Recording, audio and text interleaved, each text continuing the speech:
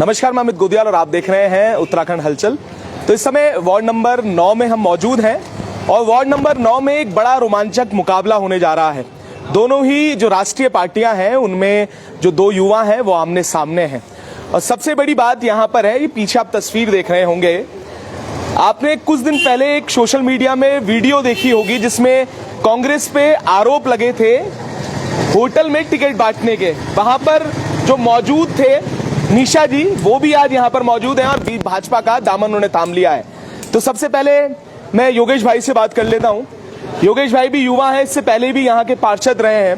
योगेश भाई, इस बार दोनों ही युवा आमने सामने हैं, क्या लगता है फिर से जनता कितना विश्वास करने वाली है? देखिए, सबसे पहले तो मैं आपका धन्यवाद करता हूं कि आप यहां पर अपना कीमती समय निकाल कर आए हैं और मैं अपनी बड़ी बहन निशा जी का भारतीय जनता पार्टी में परिवार में स्वागत एवं अभिनंदन करता हूं। और जैसा कि आपने देखा होगा कि जब हम पिछले वर्ष चुनावी में गए थे, हमने जनता से जो वादे किए थे, हमने लगभग सभी वादे पूरे किए हैं। जहाँ पर पुश्तों टूटे की समस्या होनी थी वो हमने बनाए हैं, जहाँ पर सड़कों की समस्या थी हमने बनाई है, और जनता ने जो हमें काम बताए हैं हमने उसको पूरा करने का पूरा प्रयास किया है और अधिकतर वादे हम पूरे कर चुके हैं। हम चुनाव में जब जनता के बीच में गए थे, हमने जनता से कहा था कि यदि आप हमें पार्षद बनाते हैं तो मैं एक पार्षद नहीं, मैं आपका बेटा, आपका भाई, आपका परिवार का सदस्य बनकर काम करूंगा। और आज जनता को मुझ पर पूरा भरोसा है कि मैंने हमेशा, अगर मेरे परिवार के सदस्य ने कभी मुझे रात को आधी रात को भी बुलाया तो मैं जरूर वहां पर पहुंचाऊंगा। और मुझे पूर्ण विश्वास है कि मेरी जनता मुझ पर विश्वास जताएगी। और मैं एक बार पुनः अपनी बहन निशा जी का भारतीय जनता पार्टी परिवार में स्वागत एवं अभिनंदन करता हूं।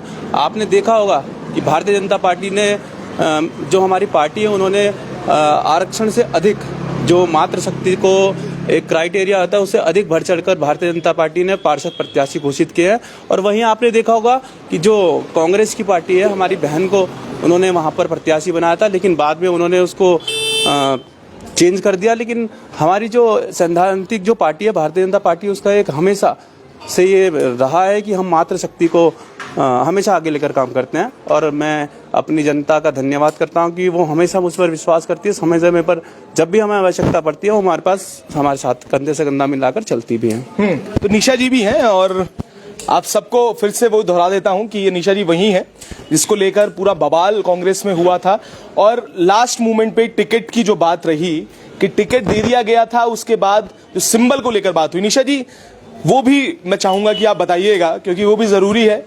कुछ लोगों को शायद वो वीडियो समझ नहीं आया क्योंकि वो लाइव आप लोगों ने किया। क्या हुआ था और आज भाजपा में क्यों? भाजपा में मैं योगेश जी का धन्यवाद करती हूँ कि अपने परिवार में शामिल किया, बीजेपी में शामिल किया। ऐसा नहीं है कि मैं कांग्रेस की नहीं थी, मैं शुरू से कांग्रेस ही थी और कांग्रेस के लिए ही मैंने विधानसभा में, लोकसभा में काम किया है।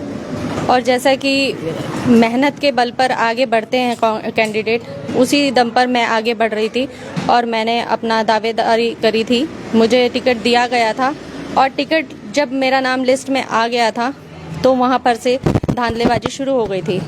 कहीं ना कहीं वो टिकट का सौदा दिन में ही हो चुका था। जब मैं सुबह से शाम तक कांग्रेस भवन में खड़ी रही तो मुझे ये कहा गया कि अभी गोगी जी आएंगे, महानगर अध्यक्ष गोगी जी, तो वो नहीं आए। लेकिन जब हमें पता चला मधुबन होटल में टिकट दिए जा रहे हैं, आप वहाँ से ले लीजिए, तो हम मधुबन होटल गए। वहाँ पर मेरे साथ के जो 70-80 जने थे उन सबको टिकट मिल चुके थे। मेरे को बोला होल्ड करो, वेट करो। मैं वेट करती रही, आखिरकार 7 बज चुके थे। उसके बाद वो अपने नीचे गाड़ी में बैठ गए। मैंने धस्माना जी के सामने खड़े होकर बोला, मैंने कहा सर आपने सबके टिकट दे दिए, मेरा टिकट कहाँ है, मुझे क्यों नहीं देते आप? तो उन्होंने बोला आप कांग्रेस भवन पहुंचो, हम वहाँ देते हैं। हम उनके एक साधारण तौर पे विश्वास करके, भरोसा करके कांग्रेस भवन गए, लेकिन उन्होंने वहाँ भी छल कर दिया, वहाँ नहीं पहुंचे। उसके बाद वो एकता होटल पहुंचे। एकता होटल में करीब 8:30, 9:30 के करीब उन्होंने बोला अभी देंगे, थोड़ी देर में देंगे। ऐसे करते करते हमें नहीं पता चला कि कब क्या करा, लेकिन साथ वालों को सबको मिलता रहा, टिकट मुझे नहीं दिया। उन्हें ये जरा भी एहसास नहीं हुआ कि एक महिला को वो 10:30 बजे तक वेट करा रहे हैं। उसके बाद टाइम ओवर होता जा रहा था, मैं कब तक वेट करती। मैंने थोड़ा सा आकर्षण दिखाया तो उन्होंने हमें धक्का मुक्की करना शुरू कर दिया। वहां पर एक लड़का था अजय करके, उसने जो है हमारे साथ धक्का मुक्की करी। उसने ये महिला होने का भी शर्म लिहाज छोड़ दी थी। उसने दरवाजा हमारे मुंह पे धक्का मारा। फिर मैंने धक्का जोर से दरवाजा खोला। उसके बाद उन्होंने हमारे को कहा कि हम आपको टिकट नहीं देंगे। मैंने कहा मेरा टिकट लिस्ट में नाम आ रखा है, आप मुझे टिकट क्यों नहीं देंगे। तो फिर बाद में उन्होंने मेरे सहयोगी के साथ मारपीट करी। बाद में हमें नहीं पता किसने वो वीडियो बनाया और किसने वो जनरेट करा, लेकिन उन्होंने इस वीडियो का गलत फायदा उठा करके मुझे गलत साबित करके मेरा टिकट काट दिया। बाद में जब मैंने सुबह को नॉमिनेशन कर दिया 12:30 बजे, शाम को 4:30 बजे मुझे पता चलता है कि वही टिकट सिंबल पे किसी दूसरे ने भी आवेदन कर दिया जिसका नाम करण घाघट था। उसी हमें लगा निर्दलीय में इसने कहीं रजिस्टर्ड किया होगा, लेकिन ऐसा नहीं था। उन्होंने जो है करण घाघट ने सिंबल पे ही नॉमिनेशन किया था। बाद में पता चला कि उसका सौदा हो चुका था टिकट का। टिकट उन्होंने 5 लाख रुपए में बेचा था और 2 लाख रुपए कहीं ना कहीं उनके आसपास वाले लोगों ने खाए थे। मेरे को कांग्रेस से प्रताड़ित करने का और मुझे कांग्रेस से निकलवाने का कहीं ना कहीं साजिश रच दिया था इन सब ने, जिसमें नाम धस्माना जी का है। धस्माना जी हैं, महानगर अध्यक्ष गोगी जी हैं और विधानसभा की थापली जी हैं। थापली जी ने हमेशा, मैंने थापली जी के लिए काम किया, पर उन्होंने इस लिहाज को भी भूलते हुए दूसरों का साथ दिया। और मुझे बड़ा अफसोस होता है कि आज सुबह भी मैंने मेयर कन्वेंसिंग के लिए उनके जय जयकार के नारे लगाए। बहुत अफसोस होता है मुझे कि आज सुबह भी उन्होंने मेरा अपमान ही किया। उन्हें ज़रा भी लिहाज नहीं आई। मैंने नॉमिनेशन में अपना नाम वापस लिया, चाहती तो मैं निर्दलीय लड़ सकती थी, फिर भी मैंने कहीं ना कहीं एक लिहाजे कांग्रेस को देखते हुए, कांग्रेस की पार्टी का साथ देते हुए अपना नाम नॉमिनेशन निर्दलीय में नहीं लिया करा। उनके कहने पे भी मैंने अपना नाम वापस ले लिया और उसके बाद भी उन्होंने आज फिर मेरा अपमान किया। जब मैं कन्वेंसिंग कर रही थी तो मैं सिर्फ कन्वेंसिंग मेयर साहब के लिए कर रही थी, हमारे वीरेंद्र पोखरियाल जी के लिए कर रही थी। उसमें भी उन्होंने मेरे साथ ये एक एरिया में कन्वेंसिंग के बाद बोलते हैं आप दूसरी वाली कन्वेंसिंग में नहीं जा सकते। तो बड़ा अफसोस होता है कि कांग्रेस को कमजोर करने का काम कुछ गुट बना करके किया जा रहा है। उस गुट में थापली जी हैं, धस्माना जी हैं, गोगी महानगर अध्यक्ष हैं और थापली है। मुझे लगता है कि कांग्रेस एक गुट बनकर रह गई है और कहीं ना कहीं हमारे मेयर प्रत्याशी कांग्रेस वीरेंद्र पोखरियाल जी को कमजोर बना रही है। वीरेंद्र पोखरियाल जी भी गुटबाजी में ही काम करने को मजबूर हो गए हैं। अगर उन्हें ऐसा लगता है कि कांग्रेस इस तरीके से आगे बढ़ पाएगी तो मुझे नहीं लगता कि किसी भी तरीके से महिलाओं का असम्मान करके या प्रताड़ित करके आप किसी भी पद पर पहुंच पाएंगे। आपको ये समझना होगा कि महिलाओं का साथ बहुत जरूरी है। एक महिला को आपने 10:30 बजे टिकट लेने पर मजबूर करा और वो जबकि लिस्ट में नाम मेरा आया हुआ था, उसके बाद भी मेरा साथ नहीं दिया। सब लोगों को दिया गया, जेंट्स सब ले चुके थे टिकट, उसके बाद भी मुझे इंतजार कराया गया। मुझे बड़ा इस चीज का अफसोस है कि महिलाओं को सिर्फ कांग्रेस कहती है कि हम साथ हैं, पर साथ देती नहीं है। जब साथ देने का टाइम था, एक महिला होने के नाते सबसे पहले थापली मैडम को फोन करना चाहिए था, उनको बोलना चाहिए था कि ये भी महिला है, इसका साथ दो। जब उसका लिस्ट में नाम है तो टिकट पहले उसको दो, पर ऐसा थापली ने कहीं नहीं करा।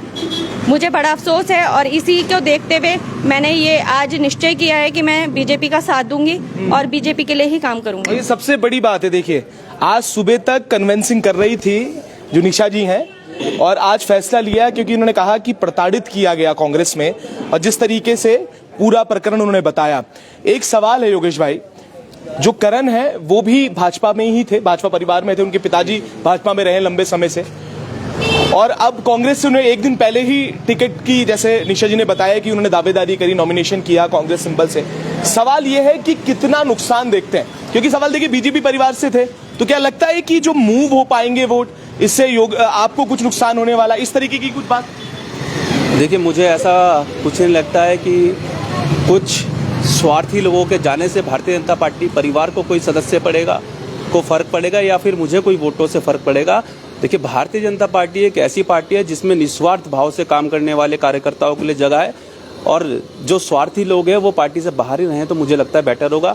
और मेरी बहन निशा ने आपको बताया कि कांग्रेस एक ऐसी पार्टी है जिसमें अपनी मातृशक्ति का सम्मान नहीं है तो वो पार्टी और किसी का क्या सम्मान करेगी। भारतीय जनता पार्टी एक ऐसी पार्टी है जो अपने सिद्धांतों पे काम करती है और मातृशक्ति का सम्मान करती है और मातृशक्ति को आगे बढ़ाने का काम करती है। मैंने जैसे आपको बताया कि उन्होंने आरक्षण से ज़्यादा मातृशक्ति को पार्षद प्रत्याशी बनाया है, तो हमारी पार्टी एक महिला को आगे बढ़ाने का काम करती है। और वहीं आपने देखा होगा कांग्रेस पार्टी द्वारा किस प्रकार का दृश्य किया गया। एक मातृशक्ति, एक महिला को रात तक 10:30 बजे तक आपने वहां पर रोका। क्या क्या आपके घर में मातृशक्ति नहीं है? क्या आपके घर में कोई ऐसे नहीं है कि आप 10:30 बजे तक उनको रोक दें?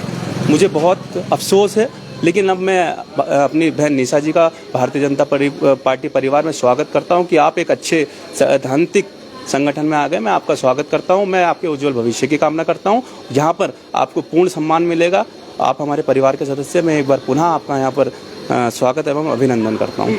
तो देखिए, इस वार्ड में जो लड़ाई है वो बड़ी दिलचस्प है। जैसे मैंने आपको बताया कि दोनों ही युवा हैं और दोनों ही कहीं ना कहीं एक परिवार छोड़ के गए और निशा जी की भी एंट्री यहाँ पर हो गई है। सबसे बड़ा सवाल ये है कि सुबह तक कांग्रेस के लिए कन्विंसिंग करने वाली निशा जी ने फैसला लिया है कि वो भाजपा परिवार में आ गई हैं और उनके लिए काम करेंगी। अब देखना है कि जनता का क्या मूड रहेगा और आगे भी आपको बताएंगे कि जनता का रुख किस तरफ जा रहा है, क्या हो रहा है। और बड़े आरोपों के साथ निशा जी ने बड़े आरोप भी लगाए हैं। जो बड़े नेता कहे जाते हैं कांग्रेस पे, उन पे सीधे आरोप लगे हैं। अब देखना है कि इन पर वो क्या बोलेंगे और उनकी क्या कहना होगा। हम भी लगातार आपको अपडेट करते रहेंगे। तब तक के लिए जुड़े रहिएगा और देखते रहिएगा उत्तराखंड।